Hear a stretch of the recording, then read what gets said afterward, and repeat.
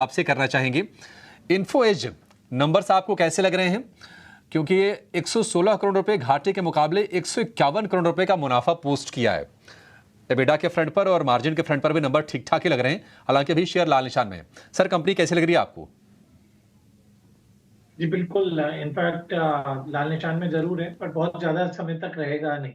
मुझे लगता है कि बिल्कुल स्टॉक की थोड़ी सी री रेटिंग अभी आगे होगी। सिर्फ ये बात ये है कि स्टॉक ऑलमोस्ट अपने 50 वीक हाई के पास ही ट्रेड कर रहा है। 5500 रुपए का आई थिंक उसका 50 वीक हाई था, तो थोड़ा बहुत करेक्शन उस लेवल से देखने को मिल रहा है। बट नतीजे बिल्कुल अच्छे हैं मुझे लगता है। और किसी भी और गिरावट पे स्टॉक को ऐड करना चाहिए, क्योंकि जो टर्न अराउंड अभी केसेस बन रहे हैं उसमें और जिन स्टॉक्स की री-रेटिंग हो रही है वही है जहाँ पे टर्न अराउंड कहते हैं, या क्वार्टर ओवर क्वार्टर अच्छे नंबर्स आ रहे हैं। तो मुझे लगता है 5250 के आसपास इस स्टॉक में बिल्कुल पोजीशन दोबारा से ली जा सकती है। के नंबर आए हैं, एक बार जरा स्क्रीन पे दिखाइए। उसके वाईओ नंबर्स ने बीट किया हर फ्रंट पे।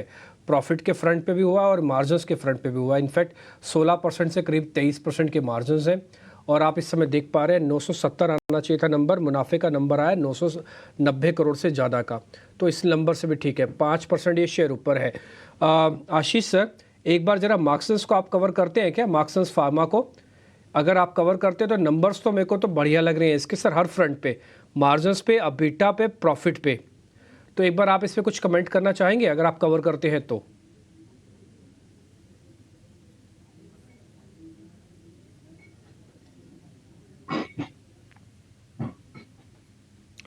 आशीष सर, आवाज आ रही है?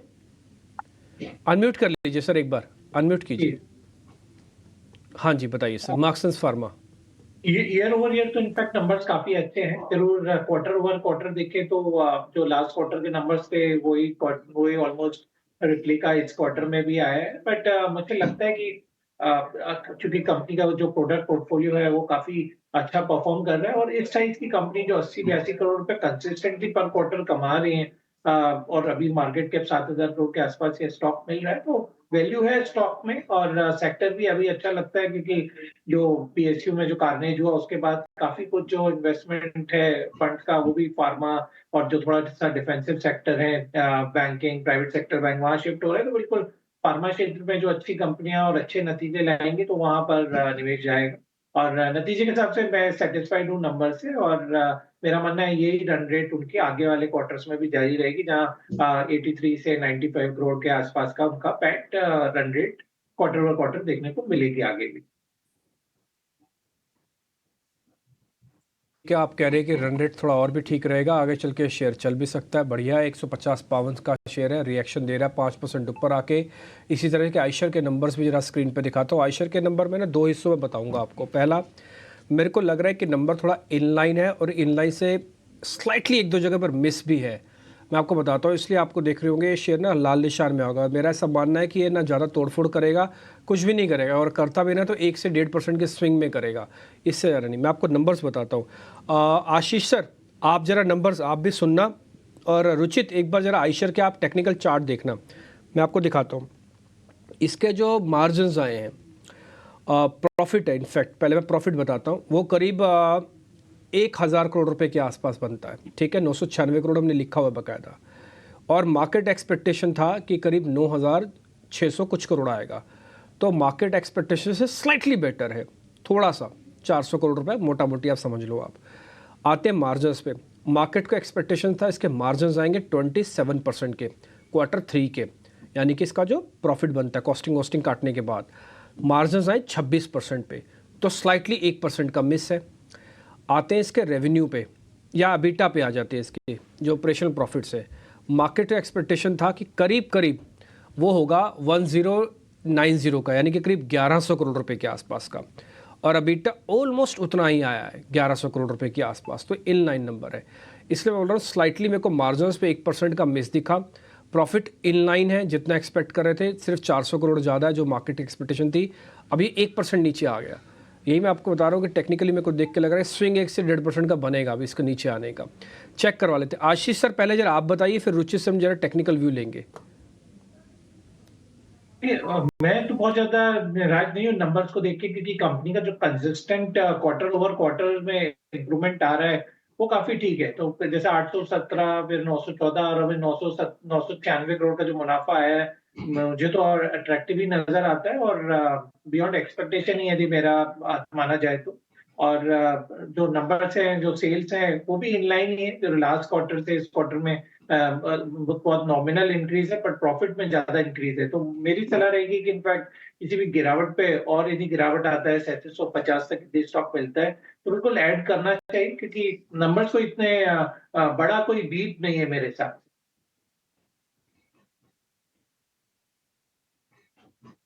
जी सर, आपने जैसे बात रखी वो बात हुई और देखिए 1.5% नीचे आ गया।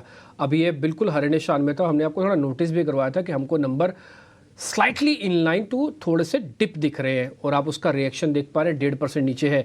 रुचित, एक बार जरा टेक्निकली आपने चेक कर लिया होगा, जरा बताना आइशर के अंदर क्या करना चाहिए।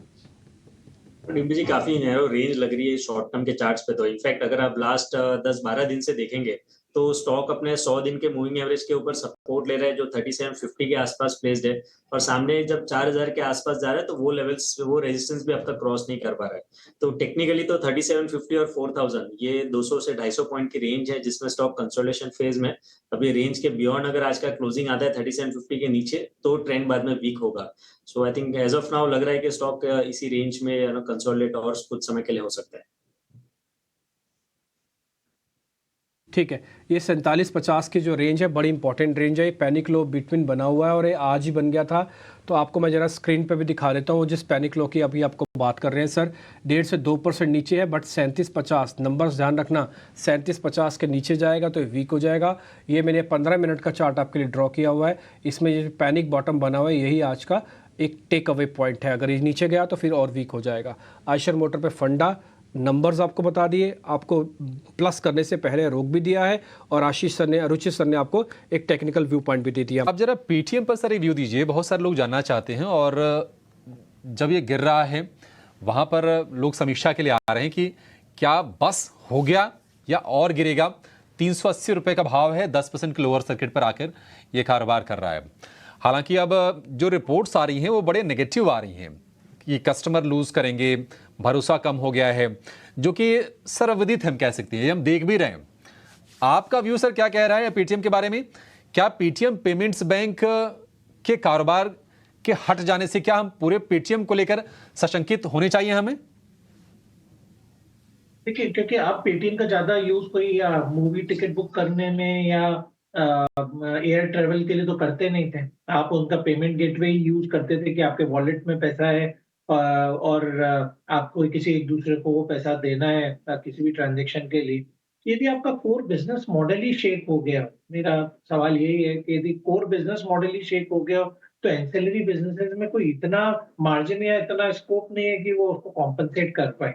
क्योंकि पेटीएम की जो पोजीशनिंग थी बड़ी इंपॉर्टेंट थी। हर 3 इंडियन के मोबाइल फोन में एक के पास में पेटीएम बिल्कुल था।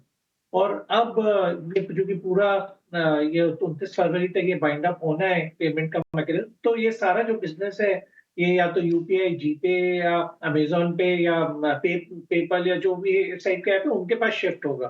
तो मुझे लगता है कि जो आरबीआई गवर्नर का भी स्टैंड था कि कोई रिव्यू नहीं किया जाएगा, ये last nail in the coffin कहा जा सकता है कि कहीं कोई अभी ऐसा होप नहीं है कि अब तक कोई इसको कोई टेक ओवर ना करे। जब तक कोई कॉर्पोरेट डेवलपमेंट नहीं होगा, मुझे नहीं लगता कि आपको पेटीएम के स्टॉक में बाय करना चाहिए। तो नहीं करना चाहिए आशीष जी, लेकिन जिनके पास है वो क्या करें? वो बेच के निकल जाए या फिर कुछ उम्मीद बना के रखें अभी?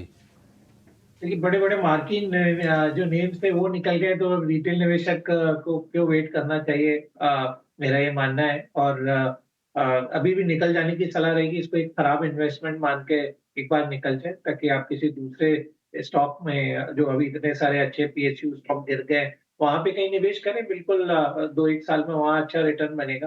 पर पेटीएम में मुझे नहीं लगता कि दोबारा से वो 600-700 के लेवल अभी आए। एक दो शेयर मार्केट्स के अंदर और भी हैं जहाँ पे इंटरेस्टिंग मूव देखने को मिल रहा है, और वो है जियो फाइनेंशियल सर्विसेज का। मैं इसको ये तो नहीं बोलूँगा कि सीधा इसको पेटीएम से जोड़ना चाहिए, लेकिन पता नहीं जब से पेटीएम वाला मैटर आया है तो जियो फाइनेंशियल सर्विसेज के अंदर भी एकाएक अब थोड़े वाइल्ड मूव आने लग गए हैं। आशीष सर, मैं सीधा कनेक्शन कुछ नहीं है और ना ही मेरे को पता है और ना ही मेरे को आइडिया है इसका।